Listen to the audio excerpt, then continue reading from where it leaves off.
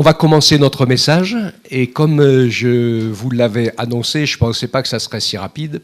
Je vous ai dit qu'il y aurait certainement une suite à ce que j'ai partagé avec vous. Vous vous rappelez le thème de dimanche dernier, il est déjà sur YouTube. Merci Francis. Donc il a été vite. C'était donc le thème « Pourquoi Dieu permet-il les injustices ?» Ça va, ça vous parle ? Tout le monde était presque là. Est-ce qu'il y avait qui n'était pas là dimanche dernier ? Pour que je fasse un petit résumé rapide pour rappeler que j'ai parlé de l'amour de Dieu, du pardon de Dieu et de la vie de Dieu qui nous sont accordés par la nouvelle naissance. Quand le Saint-Esprit vient habiter en nous, après que nous nous soyons repentis de nos péchés et que nous ayons demandé au Seigneur Jésus de venir remplir notre cœur. Et je rappelais que tout au long de la vie des hommes, il y a toutes sortes de choses injustes qui arrivent, et parfois dramatiques, dont la réalité, dans les faits, c'est pas que Dieu le veut, mais c'est comme ça, puisque nous avons choisi, je vous l'ai expliqué, je ne reprends pas l'explication, vous l'aurez sur YouTube, donc parce que l'homme a choisi de tenter de vivre tout seul, sans la vie avec Dieu, mais la vie, c'est pas possible. La vie, c'est l'union du Père, du Fils et de l'Esprit, et de tous ceux qui sont unis à eux. La vie éternelle, elle est là, elle réside en Dieu. Et si nous ne sommes pas unis à Dieu, alors nous n'avons pas la vie. Et donc, c'est une réalité. Nous n'avons pas la vie, mais c'est ce que je disais par rapport à ce message, c'est que nous n'avons pas l'amour non plus, nous n'avons pas le pardon non plus, et nous n'avons pas la vie surnaturelle et éternelle de Dieu non plus. C'est le Seigneur qui nous l'apporte, c'est lui le Seigneur qui l'est, c'est l'Esprit qui est toutes ces choses. Et nous les avons non pas comme quelque chose, parce qu'elles sont intrinsèquement liées à la personne.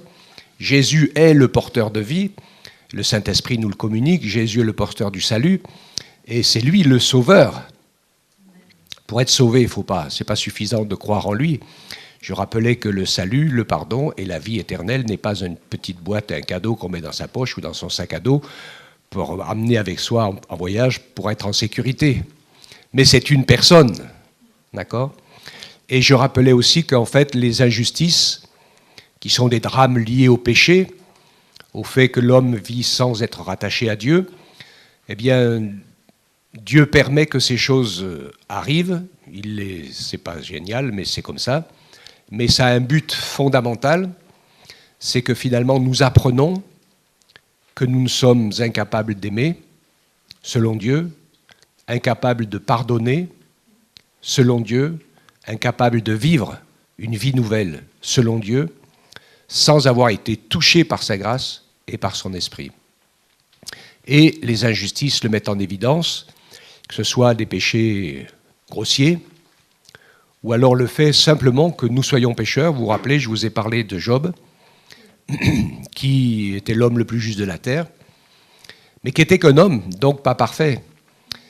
Et que Dieu a, en quelque sorte, livré, abandonné à lui-même pour qu'il sache qu'il ne peut pas se sauver lui-même, que le péché est une identité qui lui colle à la peau même s'il ne le pratique pas, et que la vie, il ne l'a pas. Et ce qui lui est arrivé finalement est salutaire, parce que nous avons vu dans la vie de Job qu'après que Dieu lui ait parlé, après toutes ces épreuves, eh bien, il a été restauré, il a été touché par l'amour de Dieu. Et c'est ça qui est le plus essentiel. Dieu est vraiment un Dieu d'amour qui nous aime plus que tout au monde. Et il a été touché et bouleversé par cet amour à tel point qu'il s'est repenti de ce qu'il était, de ce qu'il s'était permis de penser de lui et ce qu'il s'était permis de penser de Dieu. Il a demandé pardon. Et dans ce pardon, Dieu lui a dit, demande pardon aussi et prie pour tes amis. Pardonne tes amis. Et donc, il l'a fait aussi. Et quand Job a prié pour ses amis, a intercédé pour que Dieu leur pardonne. Ça, je ne l'ai pas dit, mais je pense qu'on le comprend. Et que lui vive le vrai pardon aussi en ce qui les concerne. Aimer Dieu, son prochain et s'aimer soi-même. Alléluia. Ça devient effectif et réel quand on réalise par les injustices et par la misère du monde et de nos vies et de nos propres cœurs que nous en sommes incapables et que nous avons besoin de l'amour d'en haut, agapé, du pardon de la croix, celle du sang de Jésus versé qui est un miracle extraordinaire, qui est le miracle des miracles, la bonne nouvelle de l'Évangile. Et l'amour et le sacrifice de Jésus nous communiquent la vie éternelle qui réside en Dieu seul et que lui seul peut nous donner. Amen. Je voulais terminer cette partie des injustices avec un autre élément dans lequel je vais entrer maintenant avec vous. C'est un point qui a son importance aussi et que je rajoute au sujet. Je ne l'ai pas fait pour les cours bibliques, mais je le fais maintenant. Alors écoutez bien, je vais lire le titre un petit peu de ce que je vais partager avec vous et ça va vous aider à le comprendre. La question de l'infaillibilité du jugement dernier a aussi un rapport direct avec la réalité des injustices produites par les humains. Je le relis, c'est très philosophique, mais vous allez comprendre le sens. La question de l'infaillibilité du jugement dernier a aussi un rapport direct avec la réalité des injustices produites par les hommes. Ce qui veut dire, en clair et en simple, c'est que Dieu, dans son jugement dernier, se permet pas d'avoir des doutes et sera irréprochable, et la majorité des éléments du jugement dernier pour ceux qui sont perdus sera liée à des faits. Et Dieu ne peut pas se permettre de juger un assassin qui n'a pas assassiné pour le condamner à la perdition, un violeur qui n'a pas violé. Il pourrait dire « je sais que tu allais le faire, donc je t'ai empêché de le faire ». Alors ça, je vous dis tout de suite, c'est un élément et un argument qui ne tient pas devant un tribunal. On est d'accord avec ça? Et c'est un argument qui a sa force, parce que les personnes disent « pourquoi Dieu permet-il que ces choses arrivent ?» Les hommes seront jugés sur des faits. Et au jour du jugement dernier, alors il y a plusieurs choses. Les faits ont un objectif pour Dieu, essentiel, c'est de nous amener à la repentance. Le message de Jésus partout, toutes ses prédications, tous ses enseignements, dès qu'il arrivait dans un nouveau village, dans un nouvel endroit, il annonçait la base et le fondement de son message, c'était « repentez-vous ». Il le disait beaucoup et ça peut finir par devenir banal. Et ne pas être écouté, parce qu'en fait, ce que les hommes et les femmes écoutaient, c'était ces paroles de guérison, ces paroles de miracle, les aveugles qui voyaient, les sourds qui entendaient, les paralytiques qui marchaient, les morts qui ressuscitaient, le pain qui était multiplié, tout ça, ça les impressionnait, ils le voyaient, ils voulaient le voir encore, ils étaient impressionnés par l'impressionnant. Mais il n'empêche quand même que le message de Jésus, c'était toujours l'essentiel, la clé, le fondement, la base. Repentez-vous. Le message de Jean-Baptiste, c'était repentez-vous. Et nous savons que Jésus annonce des paroles de condamnation et de jugement sévère dans toutes les villes où il a fait des nombreux miracles. Il dit dans toutes ces villes, Chorazim, Bethsaïda, Capernaum, toutes ces villes où j'ai fait tous ces miracles. Si je les avais faits dans Sodome ou dans Gomorrhe ou dans d'autres villes païennes de l'Ancien Testament ou perverties, ils se seraient repentis et ils auraient été épargnés. Nous en avons la preuve avec Ninive. On pourrait dire, oui. Jonas, après des tergiversations, non, ce n'est pas mon propos ce matin, a fini quand même par y aller. Et quand après une journée de marche dans les rues de Ninive, il a annoncé que le jugement de Dieu allait tomber et que Ninive allait être détruite, tout le monde s'est repenti, s'est recouvert d'un sac et de cendres, a jeûné animaux et hommes pendant 3 jours pour supplier Dieu de ne pas les juger. Et Dieu est revenu de sa décision. Amen. Parce que Dieu ne veut pas la mort du pécheur. Ce que Dieu veut, nous dit le texte biblique, c'est que les hommes se repentent et qu'ils vivent. Parce qu'ils ne peuvent pas vivre, les hommes, sans se repentir.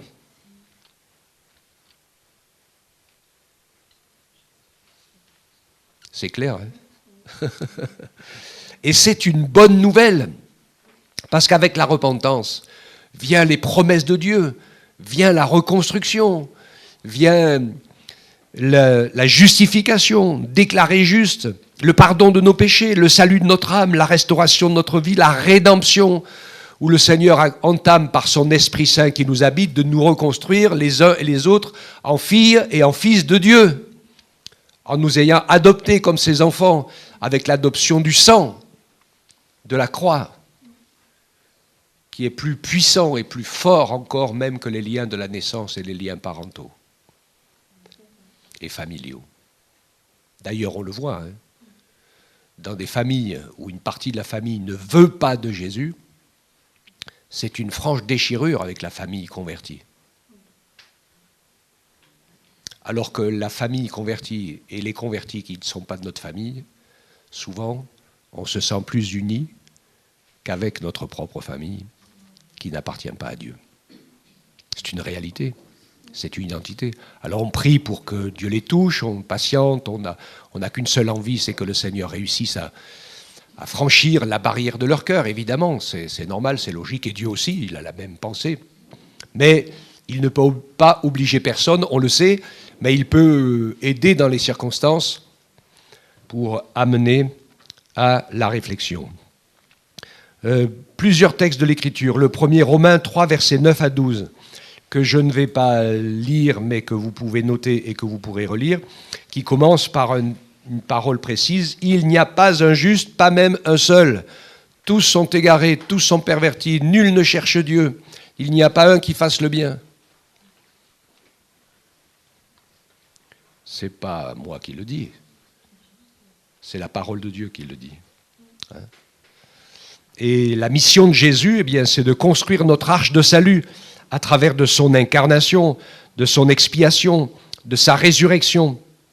Et la mission du Saint-Esprit, c'est de nous conduire à la repentance, de nous convaincre de péché, de justice et de jugement. Je ne vous reciterai pas les versets de Jean 14 et 16 qui nous parlent de tout le travail que le Saint-Esprit fait en convainquant de justice, de péché et de jugement, en prenant des paroles qui sont à Jésus et nous les redonnant pour nous aider à les vivre. Mais je vous citerai 2 Pierre 3, 9, qui nous exprime avec sagesse toute la pensée et le cœur de Dieu. Il veut que tous arrivent à la repentance. Et je prendrai comme exemple la prière du pharisien et du publicain.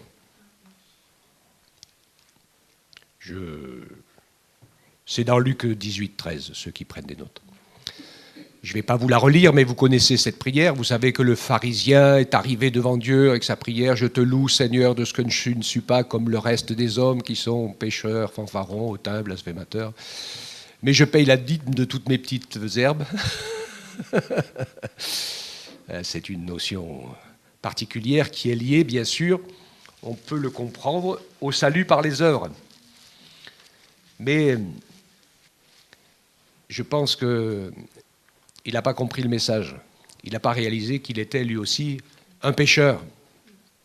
Et il se considérait comme juste par rapport à tout ce qu'il était et par rapport à tout ce qu'il faisait.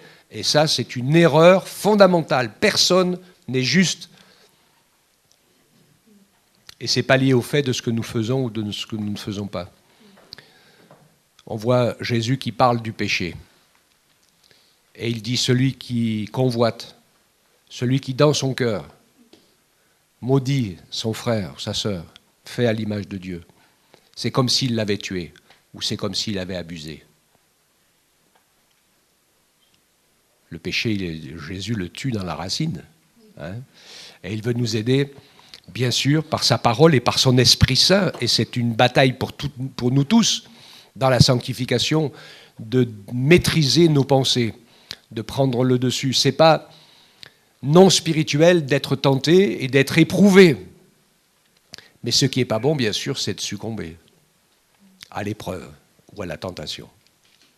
Dieu, dans sa grâce et dans sa miséricorde, si tu es tombé, si tu n'as pas réussi, je t'annonce une mauvaise nouvelle, c'est que ça va recommencer, ce qui t'est arrivé.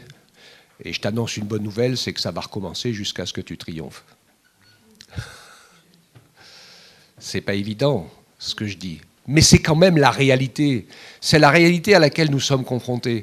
Et Dieu nous aime et il veut que nous soyons guéris, vaccinés est définitivement vainqueur sur le péché, sur la nature du péché qui est notre désobéissance, qui est le fait de penser par soi-même, de réfléchir par soi-même, de décider par soi-même, d'agir par soi-même et de penser qu'il sort de nous quelque chose de bon.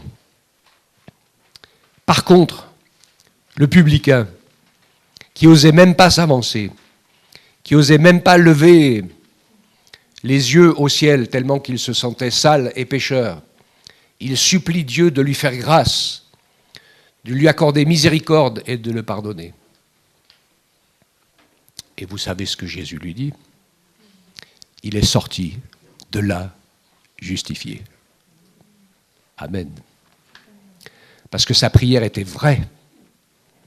C'est pas parce que c'était qu'une prière sincère. Il y en a qui, des fois, on peut se tromper sincèrement. Mais sa prière est sincère et elle est vraie. Je suis un pécheur qui ne mérite pas la grâce de Dieu. Aucun ne la mérite. Mais Dieu nous aime par grâce. C'est un choix qu'il a accompli. Et un choix restaurateur. Ce n'est pas un choix sans mouvement. Ce n'est pas un choix passif. Puisque nous sommes sous l'action et le ministère du Saint-Esprit. Donc je vous ai parlé du bon côté, de celui qui prend conscience de son péché. Et je voudrais redire quelque chose qui me tient à cœur, parce que je l'ai dit et ça m'a, dans une église ancienne où j'étais avant, ça m'a failli me créer une division. Mais c'était important parce que, je le dis, vous savez la différence entre un chrétien et un non-chrétien? Le non-chrétien est un pécheur qui s'ignore, le chrétien est un pécheur qui se connaît. Alors cette fameuse, je vous en ai parlé, hein, cette fameuse agression, c'est un frère qui disait qu'on n'est plus des pécheurs une fois qu'on est converti et qu'on s'est repenti et qu'on a reçu Jésus comme son sauveur. Vous vous rappelez de cela? Je vous en ai parlé. Et donc il était en train de chercher parmi les frères et sœurs de l'Église qui c'est qui voulait bien le suivre, d'accord avec lui et pas d'accord contre le pasteur. Je lui ai dit, mon frère, je l'ai pris entre quatre yeux. J'ai dit, ce que tu es en train de me faire là, c'est le plus grave de tous les péchés de ta vie de païen, de patachon que tu vivais avant. Tu t'attaques directement à l'Église du Seigneur en essayant de te faire passer pour quelqu'un et en disant des choses qui ne sont pas vraies et qui risquent de perdre les gens. Je vous parlerai de la bonne attitude du cœur. Je vous ferai un autre message, il y aura une autre suite avec ce sujet-là, sur la bonne attitude du cœur, la différence entre son identité en Christ et l'orgueil. Parce qu'il y en a qui ne font pas la différence entre les deux. Ils sont fiers de leur nouvelle identité, mais la fierté de notre nouvelle identité, c'est celle qu'on trouve dans le texte de Job, où Dieu parle cependant d'une manière tantôt d'une autre, et que l'homme à la fin dit « Je n'ai pas été puni comme je le méritais, Dieu m'a fait grâce ». Il a trouvé un ange intercesseur, c'est prophétisé sur Jésus bien avant l'heure, qui lui a fait grâce. Et en fait, notre identité, notre nouvelle identité, elle est en Christ. Elle ne sort jamais de nous directement, parce que nous avons été faussés par le péché. Et donc, si nous ne restons pas attachés au Christ, si nous ne sommes pas à l'écoute du Saint-Esprit, nous déraillons automatiquement. C'est ce que j'ai dit quand j'ai fait l'étude biblique du lundi soir. J'ai parlé de quelque chose que je pensais peut-être pas vous parler, mais Lisam et Timothée m'ont dit qu'il fallait que j'en parle. Donc je vais en parler. C'est important. Finalement, oui, c'est important. Dans la vie chrétienne, il y a un moment d'abandon de Dieu. Après qu'on se soit repenti, qu'on se soit converti, qu'on se soit engagé et qu'on se soit mis à son service, il y a un moment après des années, en général, entre 50 et 60 ans. Le roi David, ça vous parle? Où Dieu nous relaisse une nouvelle fois entre les mains de nous-mêmes pour qu'avec une deuxième piqûre de rappel, nous ayons bien compris définitivement que nous sommes des pécheurs. Donc David, ça vous parle. Job, ça vous parle. Il y a Ézéchias, ça vous parle? Oui? Non? Quand il a été sauvé de la mort par un miracle extraordinaire qui a été le soleil et tout ça, Dieu l'abandonna pour voir ce qui est dans son cœur. C'est exactement l'explication de ce qui se passe. C'est comme une deuxième repentance et comme une deuxième nouvelle naissance qui a pour but, normalement, de nous apprendre définitivement à renoncer à nous-mêmes et à marcher par l'Esprit. Et dans lequel beaucoup de chrétiens déraillent dans cette expérience. Parce qu'ils deviennent ou des fous de la nouvelle identité en Christ, comme je vous le disais tout à l'heure, et des orgueilleux, ou alors des légalistes, parce que perdant tous les repères intérieurs habituels du Saint-Esprit et se sentant seul, perdu, abandonné, ce qui n'est pas la même chose que le désert, ils se rattachent à ça j'ai le droit de faire, ça j'ai pas le droit de faire, ça c'est bon, ça c'est mauvais, etc. Alors que la vie par l'Esprit, c'est une vie de funambule. Tout est permis. Mais tout n'est pas utile. Tout est permis, mais je ne me laisserai asservir par rien. Et ça, c'est une sacrée marche en funambule. Et je me rappelle d'un jour qu'il m'a dit « Oh ben oui, moi aussi, je fais comme le frère Intel, je vais dans les boîtes de nuit pour évangéliser. » Oui, la différence, c'est que le premier, c'est que Dieu l'avait envoyé, il lui avait donné ce ministère. Il faut être solide pour ça. Et que l'autre, c'était juste un prétexte pour pouvoir aller faire la fête avec les copains. Et il évangélisait pas beaucoup. Mais il était dans la boîte de nuit. Vous voyez ce que je veux dire? On peut faire la même chose, mais pas pareil. Je vous ai cité 1 Corinthiens 13 dimanche dernier. Vous vous rappelez, hein? Je vous en ai parlé de 1 Corinthiens 13. On peut faire les mêmes choses, mais sans l'esprit, sans la chair. Aller jusqu'à même sacrifier sa propre vie pour une cause. Mais que ce ne soit pas la cause de l'esprit et que ce ne soit pas dans le plan de Dieu. D'accord avec ça? Donc on va quand même aller au côté un petit peu négatif qui va conduire celui qui refuse de reconnaître son péché, eh bien il va être conduit au jugement. Apocalypse chapitre 20, versets 11 à 15. Je ne sais pas si je prends le temps de le lire, mais je vous invite sérieusement à faire cette lecture. Je vais m'arrêter sur le fait que ce jour du jugement dernier, qui semble le dernier jour ouvrable selon la terre, va être un jour particulier où tous les morts vont ressusciter, c'est-à-dire les perdus, et que des livres vont être ouverts. Apocalypse 20, 11 à 15. Des livres vont être ouverts. Est-ce que vous connaissez les livres qui vont être ouverts?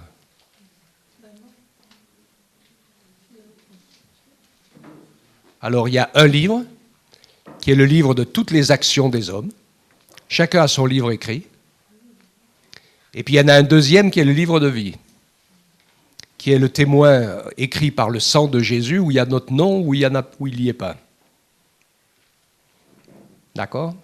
C'est pour ça que c'est important, la repentance et la conversion, parce qu'en demandant à Jésus de devenir notre Sauveur, notre Seigneur, et de nous mettant sous son autorité, son sang écrit notre nom dans son livre de vie, et son sang efface tout ce qui était écrit de nos actions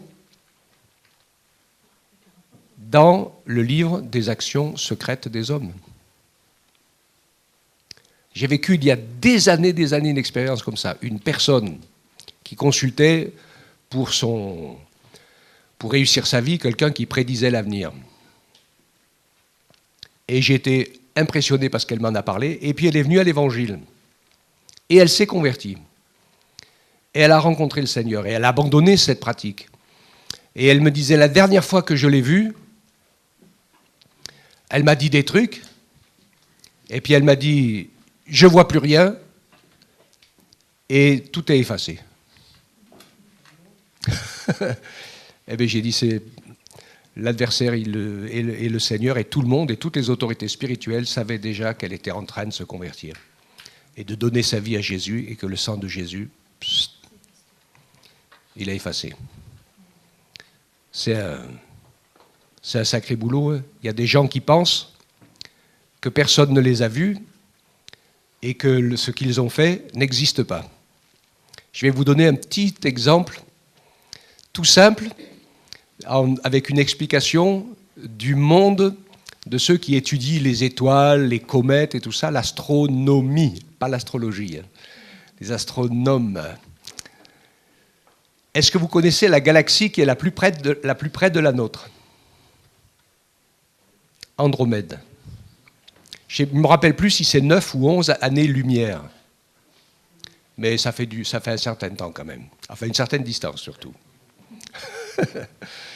Alors, il y en a qui le savent peut-être, qui ont étudié, donc ils savent combien, c'est 9 ou 11, je ne me rappelle plus. Je sais qu'il y a longtemps que je n'ai plus parlé de cette histoire. Mais ce qui veut dire que si je suis avec un télescope électronique super puissant sur Andromède et que je regarde ce qui se passe sur la Terre, ce que je vois que tu es en train de faire est vieux de 9 ans. Ça vous parle ou c'est trop compliqué?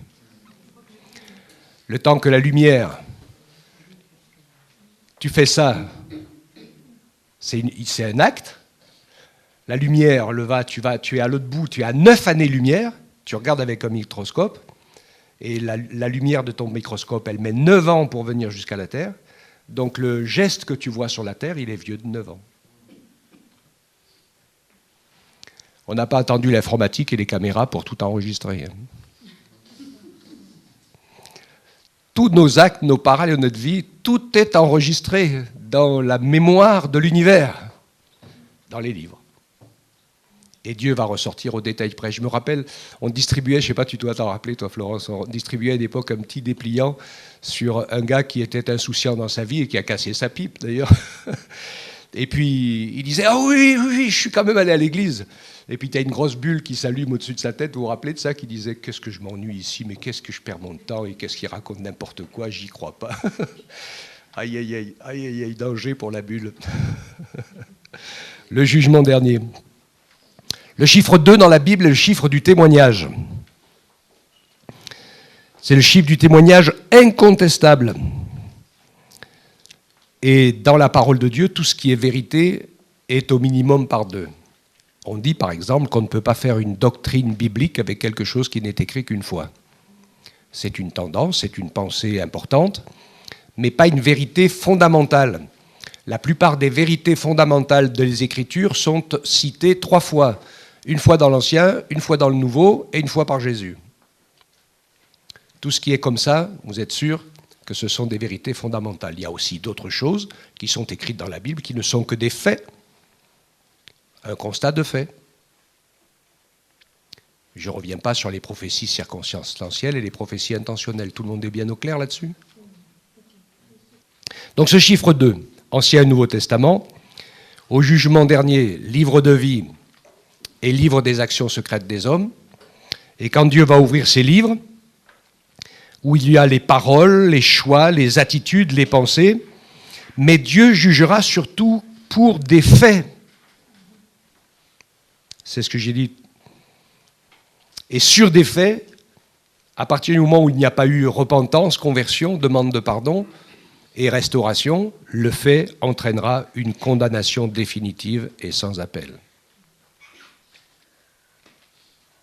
Donc ce n'est pas très réjouissant, mais c'est la vérité. Il faut quand même dire la vérité. Nous, on le sait, la vérité.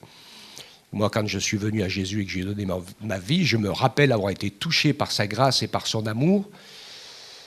Et la première chose que j'ai ressentie, c'est que si je mourais à l'instant même, j'étais perdu. Et j'allais en enfer. Et je ne vous dis pas, je n'ai pas mis longtemps pour donner mon cœur à Jésus. OK? Parce que ça fait un drôle d'effet.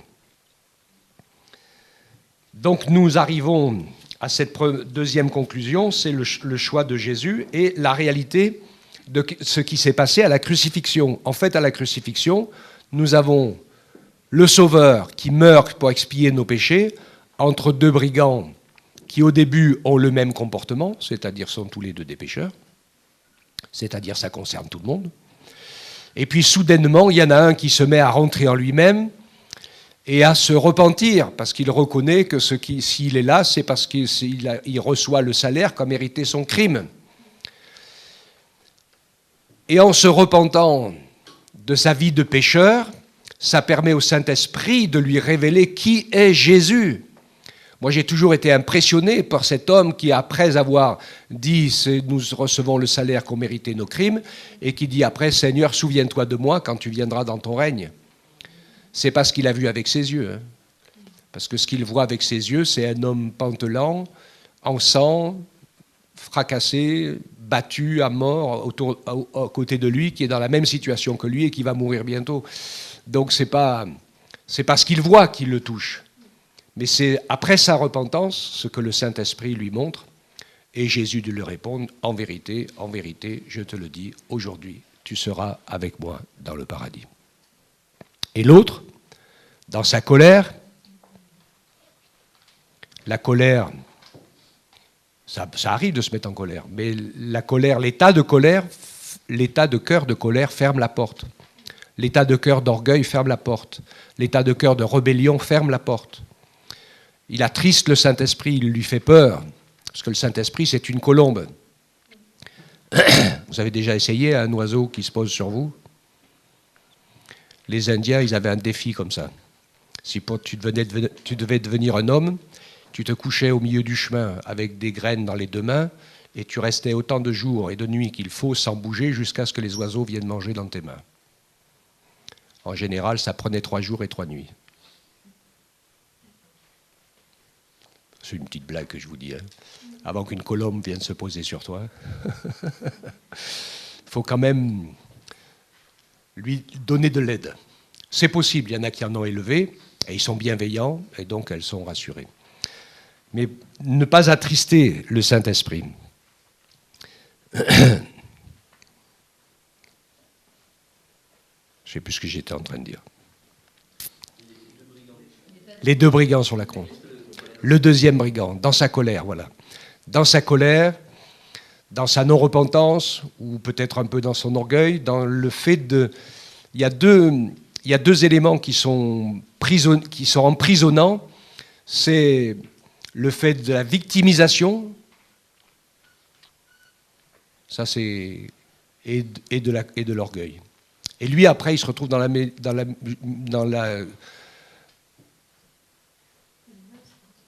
condamnation. Parce qu'il ne décolère pas. Il va mourir, mais il ne décolère pas. Il va mourir, mais il ne se repent pas. Et tout ce qui est en train de lui arriver, en fait, ce n'est pas de sa faute. C'est de la faute de son environnement. Et là, vous voyez qu'il n'a pas compris le sens des injustices. Parce que le sens des injustices qui nous conduit à la repentance fait que nous ne reportons pas sur les autres notre culpabilité personnelle, même si il est possible, et ça arrive, que les autres nous fassent du mal. Nous sommes appelés, dans la mesure du possible, à réparer, à être réparés. Et je ne reviens pas sur ce que j'ai dit dimanche dernier. Le Seigneur, dans son sang versé à la croix et par son esprit, est capable de guérir la pire des blessures qui puissent avoir eu lieu et faire en sorte que cette blessure ne fasse plus mal du tout. Amen. Donc l'autre va mourir dans sa colère. Et ça va être terrible.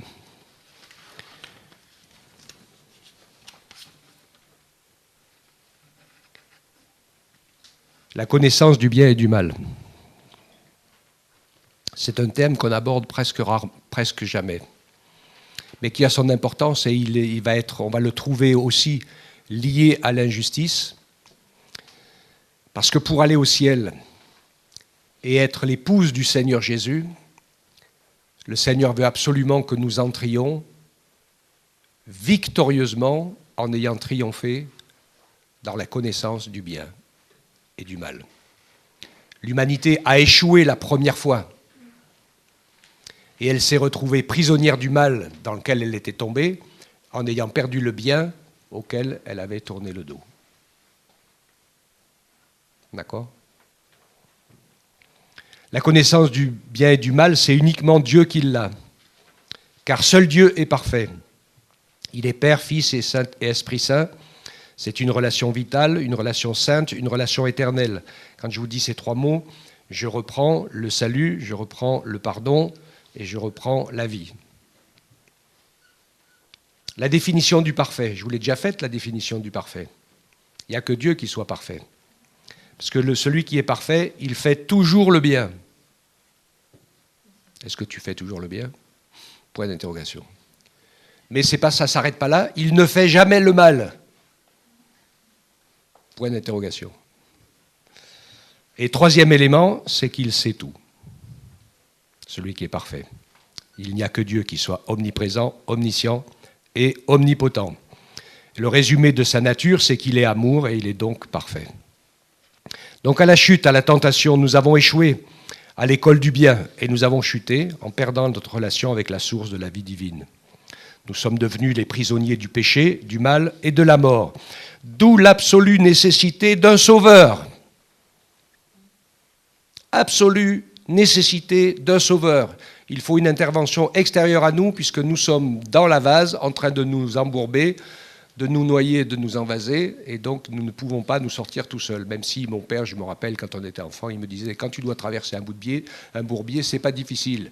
Tu prends ton élan, tu cours très vite, tu te tires sur les cheveux, et puis tu essayes de traverser. Ça marchait pas. Mais si tu es dans le bourbier, eh bien, il faut, dans les sables mouvants, c'est indispensable d'avoir l'aide de quelqu'un d'autre, même si parfois certains ont eu l'impression qu'ils s'en sortaient par eux-mêmes. Je pense que Dieu les a bien aidés. Amen. Parce que Dieu ne veut pas la mort du pécheur. Il veut qu'il soit sauvé. Jésus est le seul qui est sur la terre et sans péché. Jésus, dans son incarnation, sa vie sur la terre au milieu des hommes, va être le vainqueur du mal pour nous. Il est sans péché. Et Jésus peut affirmer, « Qui de vous me convaincra de péché ?» Et puis, il dit un autre verset, « Je fais toujours ce qui lui est agréable » en parlant de la volonté de son Père. Donc il y a là pour nous, dans cette parole de Jésus, un enseignement essentiel. Est-ce que vous savez pourquoi Jésus est sans péché et pourquoi Jésus fait uniquement la volonté de son Père sans jamais faire d'erreur et se tromper? C'est tout simple. Il pourrait le faire parce qu'il est Dieu, hein, mais même s'il pourrait le faire, il ne le fait pas. Il n'a jamais rien dit de lui-même et il n'a jamais rien fait de lui-même. Il n'a dit que ce que le Père lui a demandé de dire et il n'a fait que ce que le Père lui a demandé de faire. Amen, c'est important. Et donc nous, ça nous parle.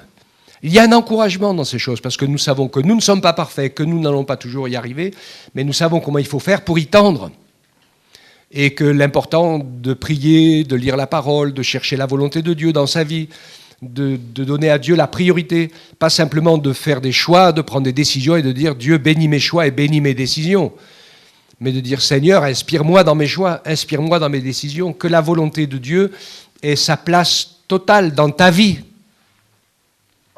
Ce n'est pas juste une option une fois de temps en temps quand ça se met à tout aller mal parce que tu as pris toutes les décisions et tous les choix par toi-même et que tu te retrouves coincé, acculé et en difficulté parce que tu n'as suivi que tes propres envies. Et donc lui, il est parfait, sans péché, il n'a jamais désobéi. Et donc par sa mort sur la croix, il va faire quelque chose d'extraordinaire, c'est qu'il va se charger de nos péchés. Il va en payer le prix en expiant par sa mort à notre place. Et il triomphe de nos péchés, de la mort, de la maladie, il triomphe de tout par la résurrection. Et cette œuvre extraordinaire de Jésus à la croix nous rend justes aux yeux de Dieu. Je vous ai dit dimanche dernier que Jésus était un avocat un peu particulier, vous vous rappelez? Un avocat qui est un témoin à charge. C'est important ça. Hein, Jésus, ce n'est pas un avocat comme les autres, parce que l'avocat, selon le monde, il essaie de trouver toutes les causes, toutes les raisons, et même d'en inventer, pour montrer qu'on n'est pas si responsable et pas si coupable que ça. Alors que Jésus, quand il nous parle, quand le Saint-Esprit agit dans sa parole, il nous dit « Tu es coupable, tu es ceci, tu es cela, tu l'as fait. Mais j'ai payé pour toi. J'ai payé à ta place pour t'en délivrer, pour que tu sois juste aux yeux de Dieu. » Alléluia. C'est extraordinaire l'œuvre de Christ. Et même pour nos maladies, il les prend à la croix et meurt avec. Et c'est pour ça qu'une vraie bonne guérison, elle vient uniquement de lui. Donc, Romains 4, 25 nous rappelle que nous sommes sauvés, nous sommes des nouvelles personnes, nous sommes restaurés, nous avons la grâce de pouvoir avoir la joie, la paix, l'amour de Dieu qui nous aime parce que nous voulons le laisser faire ce qu'il a prévu en nous, nous voulons le laisser nous donner ce qu'il a ce qu'il a pensé. Nous voulons entrer dans son plan, parce que son plan de salut, son plan d'amour, c'est le meilleur. Et son plan pour notre vie est le meilleur aussi. Alors des fois, on peut se dire, c'est compliqué. Je voudrais quand même profiter pour citer Hébreux 11. Parce que dans Hébreux 11, on est tous là à vénérer et à admirer les héros de la foi, qui sont les témoins qui ont réussi. Ceux qui ont fermé la gueule du lion, ceux qui n'ont pas brûlé dans le feu, ceux qui ont vécu des expériences extraordinaires, qui ont traversé la mer à sec, etc., etc., etc. Mais nous oublions, et ils sont certainement plus nombreux, la deuxième catégorie de ceux qui ont triomphé dans la foi en perdant leur vie, en souffrant, en étant persécutés. On aura tout pris d'eux qui n'étaient pas dignes de vivre sur la terre, qui ont vécu dans l'épreuve et dans la souffrance, dans la difficulté, dans le manque de tout, et qui pourtant ont gardé la foi. C'est eux qui ont le plus de mérite. Les plus solides, c'est toujours ceux qui traversent dans le silence les tempêtes invisibles. Pas ceux qui, de temps en temps, font un exploit, dont tout le monde les félicite et dont on est fier, alors que c'est la grâce de Dieu qui l'a fait, c'est pas nous. Des fois, on s'approprie des choses qui ne sont pas spécialement notre propriété, mais enfin bon. Donc, pour tous ceux qui croient, nous sommes ramenés à la vie grâce à la communion avec Dieu. Nous sommes ramenés à l'amour grâce à l'amour de Dieu. Et nous sommes ramenés dans le surnaturel du pardon divin. Nous triomphons et nous sommes appelés, Romains 12, 21 nous le dit, nous sommes appelés à triompher du mal par le bien. Nous avons été appelés à devenir parfaits. Ça, je crois que je vous l'ai dit la dernière fois, ou pas. Soyez donc parfaits comme votre Père est parfait. C'est bien sûr parfait dans l'amour. Et donc le résultat, c'est que Dieu, par son esprit et sa parole, va nous donner, et il nous donne les moyens de triompher du mal par le bien. Et il nous donne les moyens de nous affranchir de la prison du mal en entrant dans la liberté glorieuse des enfants de Dieu. J'aurais dû être condamné, mais Dieu m'a fait grâce. J'étais un injuste, mais Jésus m'a justifié. Et il m'a donné les moyens de construire une autre vie. Nous sommes donc devenus enfants de Dieu, adoptés. J'ai mis enfants adoptés, enfants greffés, enfants scellés par le sang de l'agneau et par le témoignage du Saint-Esprit. Nous sommes bien plus légitimes que les enfants illégitimes. Il y a toutefois quand même une grande différence entre Dieu et nous. C'est que Dieu, lui, est bien au-dessus du bien et du mal. Inatteignable par sa nature, divine, puissante, sainte et éternelle. Alors que nous sommes à la même hauteur. À la même hauteur. Donc, le combat est à force égale entre nous, le mal et le bien. Et c'est pas toujours le bien qui gagne. C'est pas toujours nous qui gagnons. C'est pas toujours le mal qui gagne. C'est pas toujours nous qui perdons. C'est pas toujours le bien qui perd. C'est pas toujours le mal qui perd. Le combat est égalitaire.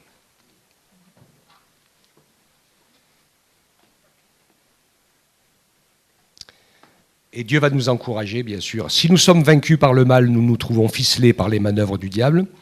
Et si nous sommes vainqueurs par le bien, nous sommes sauvés par Jésus, qui nous conduit par son Esprit Saint et qui nous amène à la victoire. Et donc, le Seigneur nous invite à venir à lui, à le suivre, pour trouver le bien et vaincre le mal. Et le pourquoi des injustices, eh bien, c'est que pour vaincre le mal et trouver le bien, ou trouver le bien pour vaincre le mal, c'est qu'il faut traverser les injustices. C'est la seule école qui vérifiera que c'est réussi.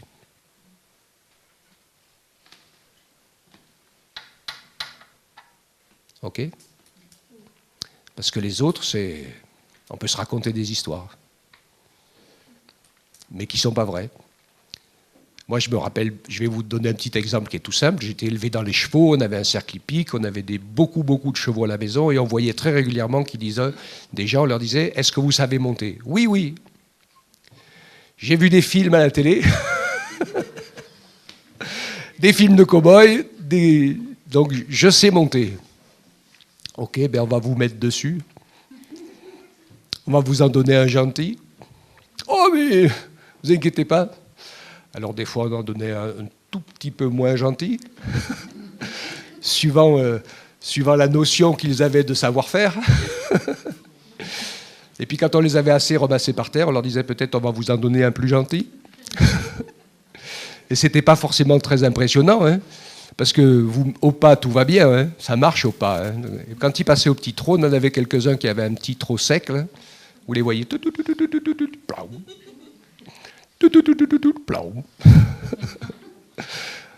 Ils étaient un petit peu plus... Ils pensaient qu'ils... Et c'est la même chose pour la connaissance du bien et du mal. On pense tous qu'on est fort, on pense tous qu'on va réussir. Heureusement qu'on a cet esprit. Mais sans la grâce de Dieu, sans l'aide de Dieu, sans l'inspiration du Saint-Esprit, de la prière et de la parole, sans la présence de Dieu en nous, il n'y a personne qui fait le taf. Hein. Personne. Mais avec la présence de Dieu à nous, alors c'est possible. On va entrer dans la liberté glorieuse des enfants de Dieu. On va triompher. Même des fois, il y a des choses, vous ne découragez pas, il y a des choses, ça fait des années que vous luttez, mais continuez à lutter. Un jour, Dieu vous rendra vainqueur. Baissez pas les bras. Peut-être quand vous serez au bout du rouleau. Hein. Des fois, on essaye par soi-même sans s'en rendre compte, et puis il y a un moment donné où on lâche prise et on remet tout vraiment, mais vraiment cette fois, entre les mains du Seigneur. Et là, lui, il peut faire, enfin, ce qu'on lui a jamais laissé faire jusqu'à présent. On a toujours essayé de l'aider. Amen. Ne sois pas vaincu par le mal, mais vainqueur du mal par le bien, nous dit Romains 12, 21. Amen. Donc, c'est par la confrontation à la tentation, au mal, et notre choix, il y a les deux éléments. Hein. Pour nous, c'est la connaissance du bien et du mal. La connaissance, ça doit nous amener à traverser. Tu ne connais pas si tu ne traverses pas. Tu ne connais pas un plat si tu n'en as pas mangé. Tu ne connais pas le mal et le bien si tu ne l'as pas traversé, et l'un et l'autre. Donc on le connaît. Et il va y avoir un choix à faire. Nous allons faire un choix par rapport à la confrontation au mal, ou un choix par rapport à l'appel de Dieu. Tous nos choix sont entre ces deux voies. C'est le chemin large et spacieux qui mène à la perdition, où il y a beaucoup qui entrent par là, et le chemin étroit et difficile qui mène à la vie, et où il y en a peu qui le trouvent. Dieu est grand quand même. Mais je pense avoir fait un minimum le tour du problème pour que nous comprenions pourquoi le monde est dans l'état qu'il est, pourquoi nous vivons ce que nous vivons.